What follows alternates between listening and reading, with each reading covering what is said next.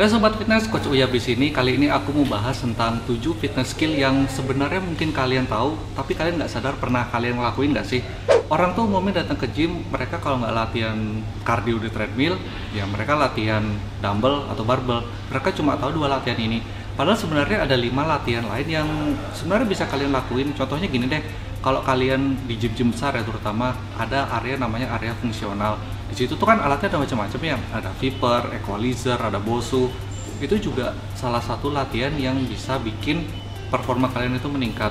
Nah, sebenarnya orang itu datang ke gym itu umumnya cuma punya 4 tujuan. Yang pertama, mereka itu muscle gain, yang kedua itu weight loss, yang ketiga itu enhance performance, yang terakhir fit and attractive.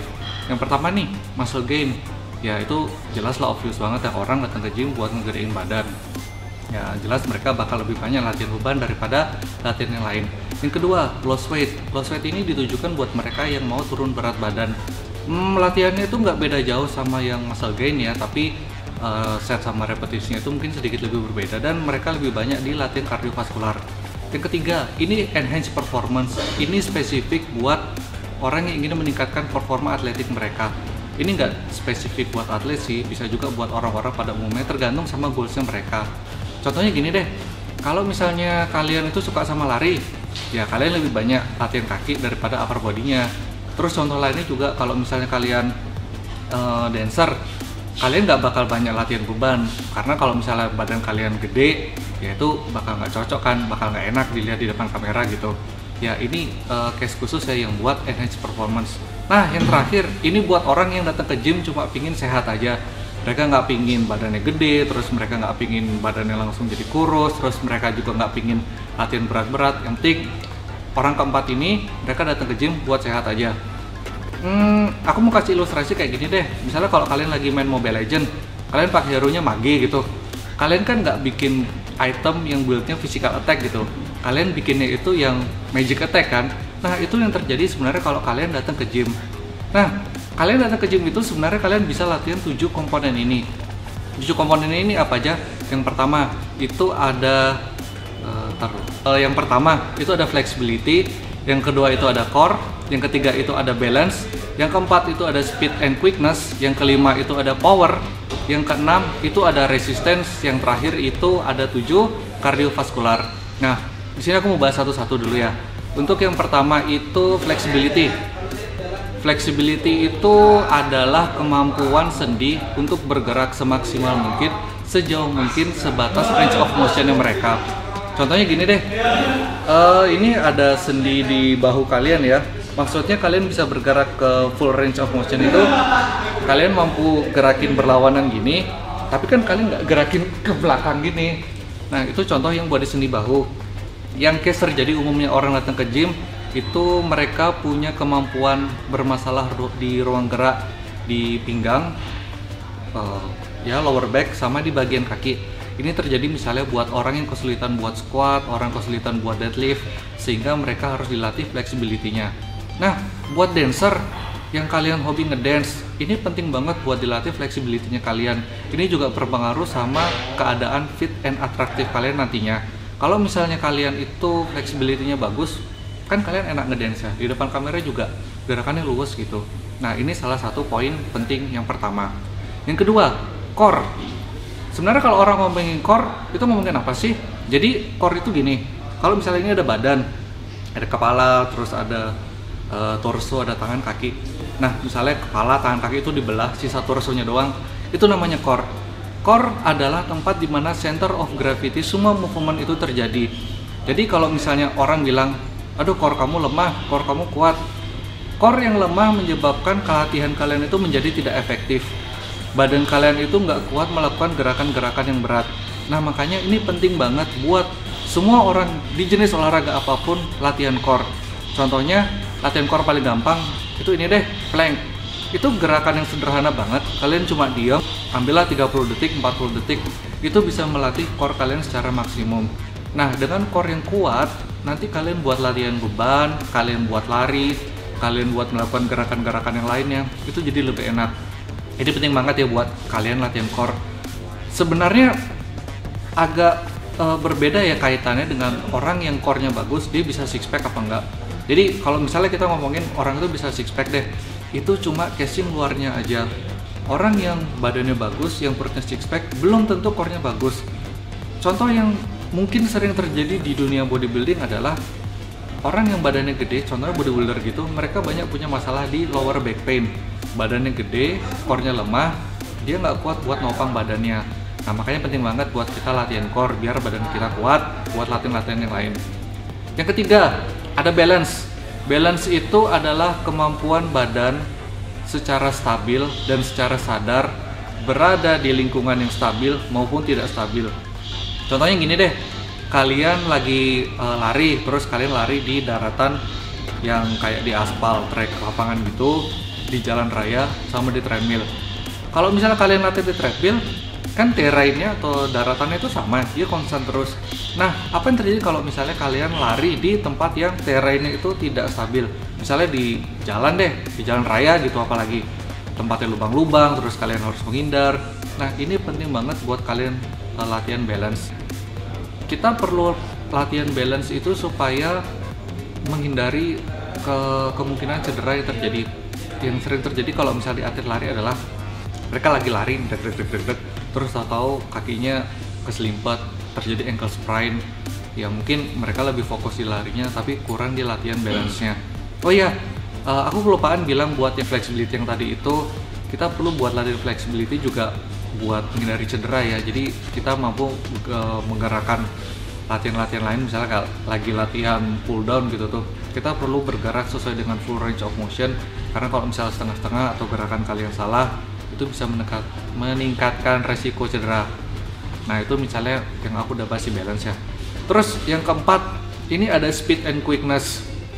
Ini adalah kemampuan badan untuk menghasilkan kecepatan yang sangat tinggi di waktu tertentu. Misalnya kayak latihan atau gini deh, atlet lari sprint. Kan mereka itu butuh waktu yang singkat untuk menghasilkan energi besar sehingga mereka dapat bergerak secepat-cepatnya. Ini latihannya jelas beda dong sama kalau misalnya orang yang latihan gym pada umumnya. Contohnya gini deh, di kelas-kelas gym itu gini yang sering terjadi itu tuh buat atlet sepak bola. Mereka kan nggak latihan beban, latihan pull down, terus latihan bench press gitu. Mereka dikasih latihan cone, nanti mereka lari zigzag, terus juga dikasih tambang yang bentuknya kayak tangga gitu, terus mereka lari masuk keluar one step, terus keluar inside out gitu, lari tek. Nah itu yang kalau misalnya kalian latihan speed and quickness. Terus berikutnya yang kelima itu ada power. Kalau kita ngomongin power, itu adalah kekuatan meledak-ledak yang dikeluarkan sama badan kita di waktu yang sangat singkat untuk menghasilkan energi yang besar. Yang paling gampang gini deh, squat jump. Ketika kalian posisi squat terus kalian loncat, itu terjadi energi ledakan di kaki kalian. Sama juga ketika kalian melakukan gerakan push up flat. Jadi pas kalian push up, ada kekuatan meledak-ledak yang terjadi di sana sehingga kalian mendapatkan skill power itu. Kenapa power ini penting? Ini biasanya ditujukan buat orang yang punya kesukaan olahraga di bidang yang perlu tenaga besar, cepat di waktu singkat. Contohnya kayak kickboxing atau muay thai deh. Kan kalau ketika kalian nonjok, plak, gitu tuh cepet ya. Nggak kalian kalau misalnya lambat, power kalian lemah, buat si sparring partner nggak enak juga dong. Mereka udah siap-siap buat nangkis, terus tahu mukulnya kalian ya nggak gitu latihannya. Makanya kalian di sini perlu melatih power kalian. Nah, yang terakhir, yang 6 sama 7, ini yang kebanyakan orang latihan di gym, yang kardiovaskular sama resistance training. Kalau kita ngomongin resistance training, kamu latihan pakai beban, ya itu namanya resistance. Kalian pakai dumbbell, kalian pakai barbell, kalian ngelakuin gerakan curl, kalian ngelakuin gerakan push, pokoknya pakai beban, itu namanya resistance. Ini nggak usah aku bahas lagi, ini sudah umum terjadi banget. Kalian pasti ngelakuin kalau misalnya kalian datang ke gym. Nah, yang terakhir, ini kardiovaskular. Kardiovaskular itu nggak melulu soal kalian lari di treadmill ya. Karena definisi dari kardiovaskular itu adalah kemampuan jantung dan paru-paru untuk mengantarkan oksigen ke otot yang sedang bekerja. Jadi kalau orang yang mau lost weight, kalian latihannya itu lari doang atau kardio doang, itu sangat nggak efektif. Kalian tanya dokter, nutrisionis, personal trainer, kalau misalnya lari itu bikin kurus nggak sih? Bisa, tapi nggak efektif. Kalian bakal disuruh atau disarankan buat bareng sama latihan beban. Karena ibarat gini deh, kalau kalian itu kebanyakan latihan kardiovaskular, treadmill itu ibarat kalian punya mobil, kalian manasin, tapi nggak dipakai mobilnya gitu. Nah, supaya efektif, kalian perlu manasin mobilnya, terus dipakai kan? Dipakainya itu di latihan beban. Nah, biasanya kardiovaskular sama resistance training itu dia jadi satu kesatuan dan itu jadi paket buat personal trainer ketika dia mau latih kliennya. Nah, tadi itu aku udah bahas 7 fitness komponen atau 7 skill yang mesti kalian kuasai, tapi nggak kalian mesti kuasai semuanya ya. Itu tergantung sama 4 goals-nya kalian ini. Kalian datang ke gym itu nggak harus nyobain semua alat kok. Yang penting kalian datang ke gym, kalian tahu apa goals kalian tahu kalian mau ngapain di sana, nanti kalian bisa efektif gerakannya. Contohnya, misalnya kalau orang yang punya fokus di muscle gain, mereka pingin yang badan lebih gede, pingin badan lebih berotot, pingin badan lebih kekar, tentu mereka lebih banyak latihan resistance training atau latihan pakai beban. Nah, ini nanti progresnya beda-beda ya. Ketika mereka baru datang ke gym, mereka kenal sama alat, nanti ada tahapannya, makin lama beban makin berat. Nanti seiring berjalannya waktu badan mereka bakal gede sendiri kok. Nah, terus buat orang yang punya tujuan kedua atau lost weight, ini biasanya terjadi buat orang yang punya kelebihan berat badan. Aku nggak bilang obesitas karena itu udah jadi kasus tertentu ya. Bilangnya itu atau sebutannya itu overweight. Mereka pengen ngurusin berat badan mereka pengen lingkar pinggang mereka lebih kecil. Nanti latihan mereka itu tetap latihan resistance atau latihan beban, tapi ada juga latihan kardiovaskular lebih banyak yang tidak dilakukan sama mereka yang muscle gain. Nah, yang ketiga untuk case khusus ini yang enhance performance tergantung sama occasion kalian ya. Kalau misalnya kalian itu atlet atau misalnya kalian itu suka main futsal, jelas dong latihannya beda sama mereka yang latihan atau atlet basket. Atau misalnya kalian juga dancer yang aku bilang tadi, jelas latihannya beda. Nah, buat yang terakhir ini buat orang yang masih coba-coba buat datang ke gym, mereka suka sama keadaan di sana dan mereka itu senang buat latihan. Ya, yang penting aku nggak mau badan aku jadi gede banget lah, aku nggak pengen badan aku juga kurus, aku nggak pengen capek-capek juga. Ya, kalian bisa cobain deh alat-alat semua itu sehingga kalian bisa dapat goalsnya di Fit Attractive itu. Diagramnya ada bentuknya kayak gini.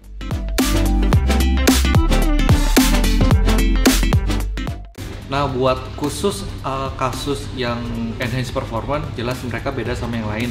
Ini diagramnya full ya, tapi kalau misalnya kalian itu punya kekhususan di bidang tertentu, kalian bisa naikin salah satu buat full aja.